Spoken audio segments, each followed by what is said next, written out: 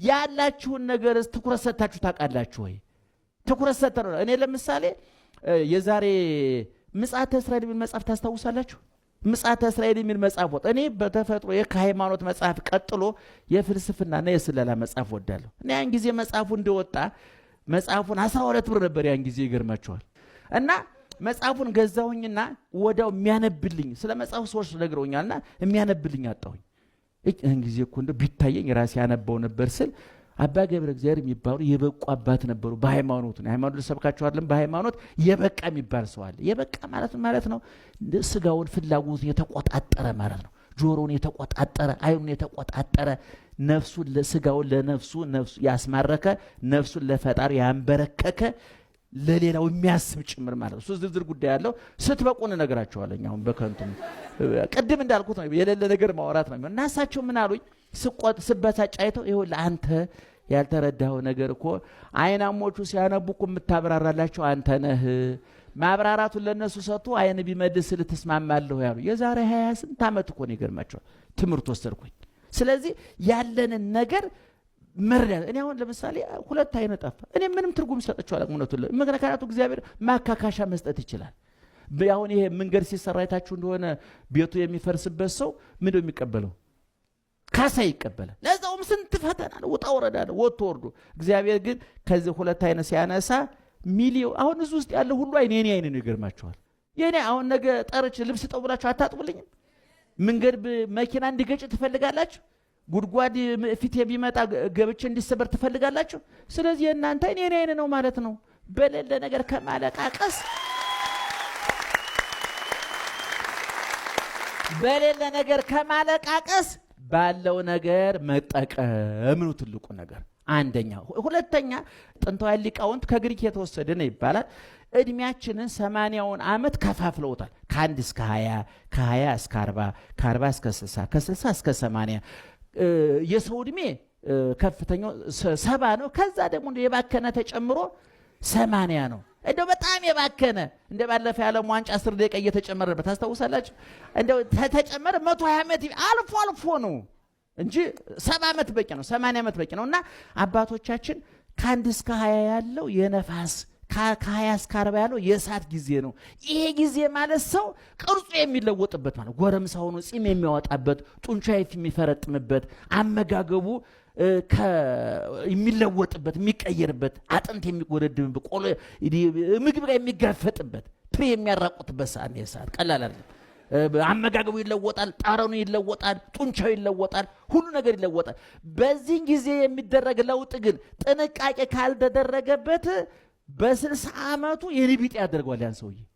ገብቷቸዋል። ለምሳሌ በ20 ዓመቱ ትምህርት ቤት ሂድ ሲባል እየጠፋ ጫት ቤት የሚሄድ ወጣት በ60 ዓመቱ የትምህርት ቤቱ ዳይሬክተር ነው መምጣት ሲገቡ ዘበኛ ይሆናል። ገብቷቸዋል ሐሳቤ።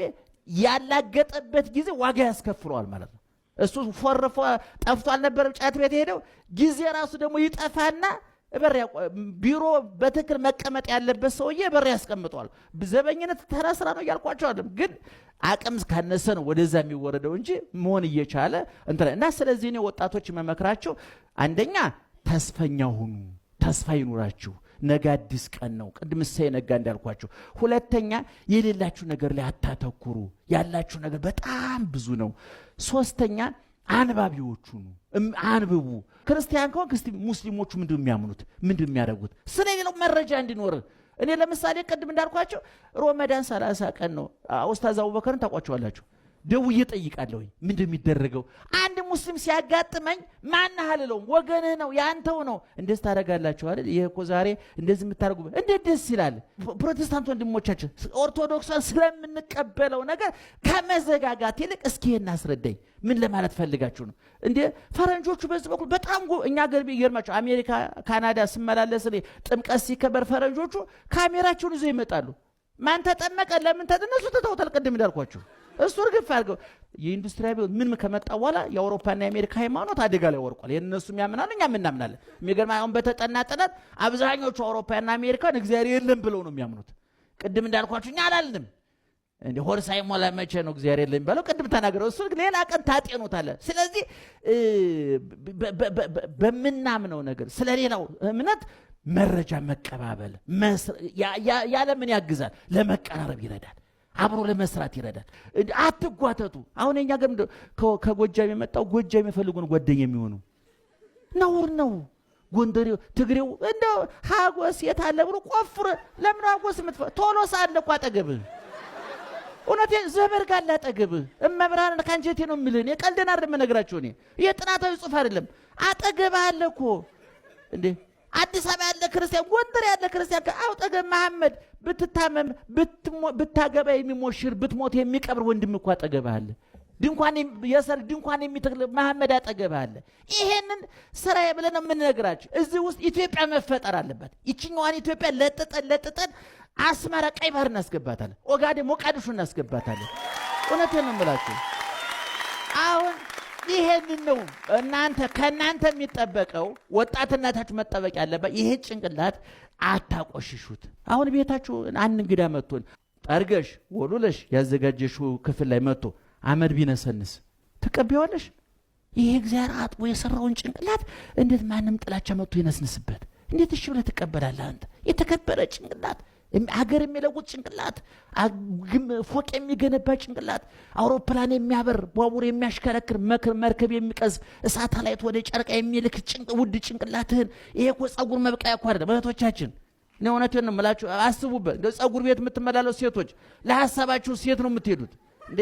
እውነቴን ነው የምልህ። እኔ እንደውም ባለፈው እያልኩ ነው እንደ ጸጉር አስተካካይ ቤት አንድ ሰው ደግሞ እንደው ይሄ ሞቲቬሽናል ምን ተቀምጦ ከላይ ጸጉሩ ሲያስተካክል ከውስጥ ሐሳቡን የሚያስተካክል ቢኖር፣ እውነቴን ነው የምልህ። እኔ ጠዋት ማታ ጸጉር ቤት የምትንከራተቱ እህቶቻችን ጸጉራችሁ በካውዬ ይጋያል። አስተሳሰባችሁስ? እውነቴን ነው የምላችሁ መለወጥ መቀየር አለባችሁ። እንደ አንዳንዱ እኮ ጸጉሩ ዞማ ሆኖ አስተሳሰቡ እኮ የከረደዳለ እንዴ። አንደኛ እንዴት ትዙን የሚፈልገው ሙሉ ሰው የሚባለው እንደ ሰው ዓለም አቀፋዊ፣ እንደ ዜጋ ኢትዮጵያዊ፣ እንደ አማኝ ሰማያዊ አስተሳሰብ ያለው ሰው ነው። አንድ ሰው አለማበዱ የሚረጋገጠው ሶስት ነገር ሲያሟላ ነው። አንደኛ እግዚአብሔርን ሲፈራ፣ ሁለተኛ ሰውን ሲያፍር ሰው ምን ይለኛል ሲል፣ ሶስተኛ ህሊናውን ሲያዳምጥ። የትምህርት መሰረታዊ ዓላማ ሶስት ለውጥ ማምጣት ነው። አንደኛ ያስተሳሰብ፣ ሁለተኛ ያነጋገር፣ ሶስተኛ ያሰራር ለውጥ ማምጣት ነው። የምን ዓላማ? የትምህርት ዓላማ። ይሄ ለውጥ ያላመጣ ትምህርት ወይ ትምህርቱ ከሽፏል፣ ወይ አስተማሪው ልክ አይደለም፣ ወይ ተማሪው ልክ አይደለም፣ ወይ ከናካቴው ትምህርት ቤቱን በእውነቱ ሻይ ቤት ማድረግ። እውነቱን ነው እና ተለወጡ ወጣቶች።